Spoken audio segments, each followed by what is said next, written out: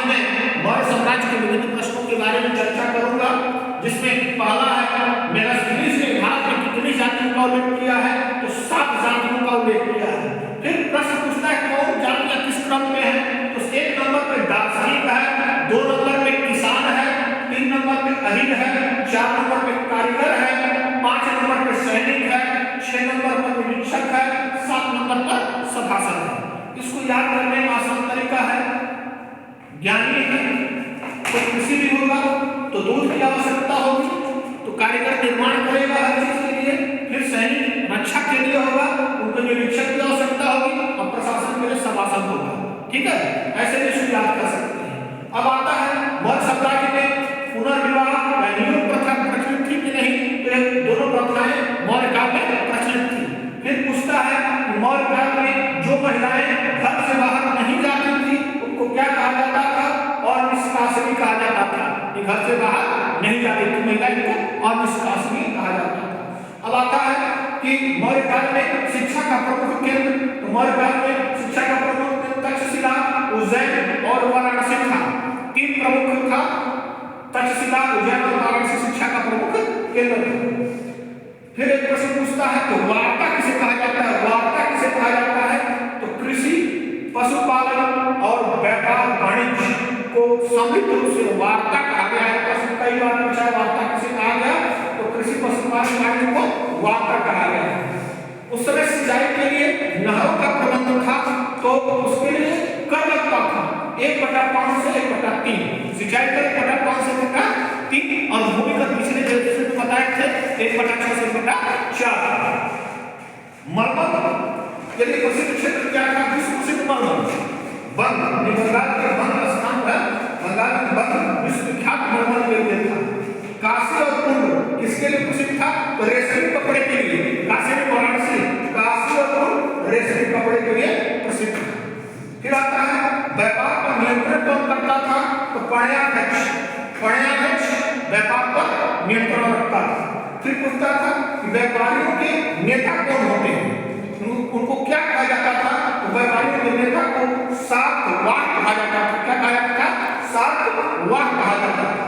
अब आता है कि मेगास्थनीज और हरियाणा दोनों पाटलिपुत्र के निर्माण के बारे में क्या कहा था, इन्होंने कहा था कि देवोक्त है, देवताओं द्वारा निर्मित है, मनुष्य द्वारा पाटलिपुत्र का नगर निर्मित नहीं, किसके लिए द्वारा निर्मित है, देवताओं द्वारा निर्मित है।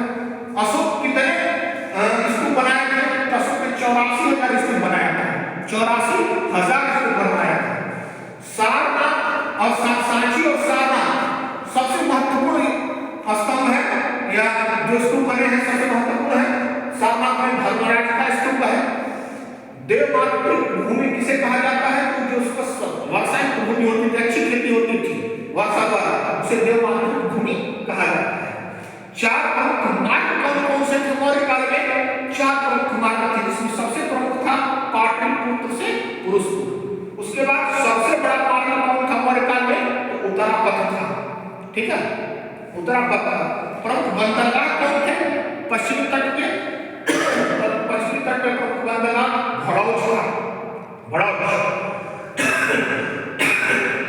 अगला प्रश्न है पूर्वी तट का सबसे प्रमुख बंदरगाह, तो त्रावलिप्ति बंगाल में, त्रावलिप्ति था।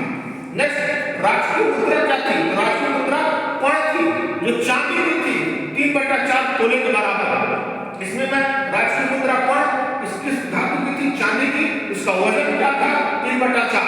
तीनों चीज मैंने बता दिया, 3 प्रश्न हो सकता है। फिर स्वर्ण सिक्के क्या है, स्वर्ण सिक्के निश्च क्या है, एक सिक्का है जो सोने का होता था, और सुवर्ण भी सोने का सिक्का होता था। चांदी का पण का सातपण भी चांदी का सिक्का होता था, और शतमान भी चांदी का सिक्का होता था। उस जगह शतमान किस धातु का सिक्का है, तो चांदी का है, सातपण किसका है, चांदी का। तांबे का कौन सा सिक्का मौर्य काल में प्रचलित था, तो मास प्रचलित था, काकर्णी प्रचलित था। ये सब तांबे के सिक्के थे। नेक्स्ट आता है कि स्तंभ, तो स्तंभ अशोक के महत्वपूर्ण स्तंभ जो पालिश किए गए होते थे, वो मथुरा और चुनाव से आते थे। एकाश के पत्थर से बने थे, एक ही पत्थर को तराश कर बनाया गया था, जो लाल बलुआ पत्थर होते थे, लाल बलुआ एकाशी पत्थरों से स्तंभों का निर्माण हुआ। इसमें सारनाथ में स्तंभ का निर्माण हुआ। कुकुट अवस्था में 4 सिंह पीठ सटाए हुए बैठे हैं, उनके नीचे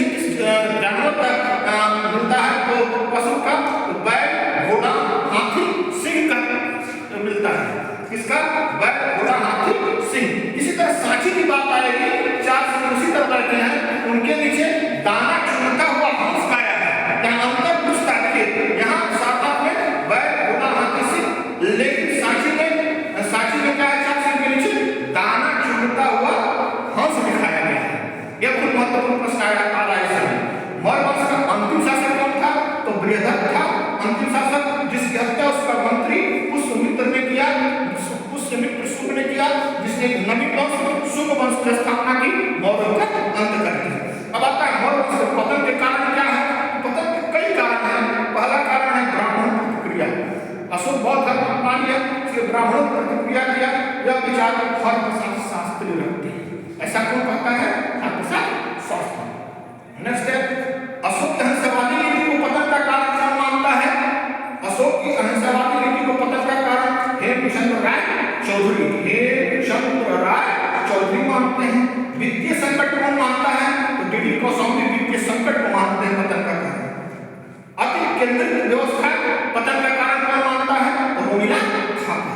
और सबसे अधिक जो कारण प्रमुख था वो था युग उत्तराधिकारियों का अभाव था, इसलिए मौर्य साम्राज्य का पतन हो गया।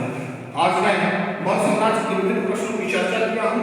कल मैं अभ्यास प्रश्न बताऊंगा जो आर्टिकल टाइप विकसित होगा, इसमें लगातार प्रश्न होंगे और आंसर होंगे। उसके बाद मौर्य साम्राज्य खत्म हो जाएगा, समाप्त हो जाएगा। अगले कड़ी में मैं गुप्त वंश के बारे में चर्चा करूंगा। इसे लाइक कीजिए, शेयर कीजिए, सब्सक्राइब कीजिए और सभी लोगों तक इसको पहुंचाने का प्रयास कीजिए। दर्शक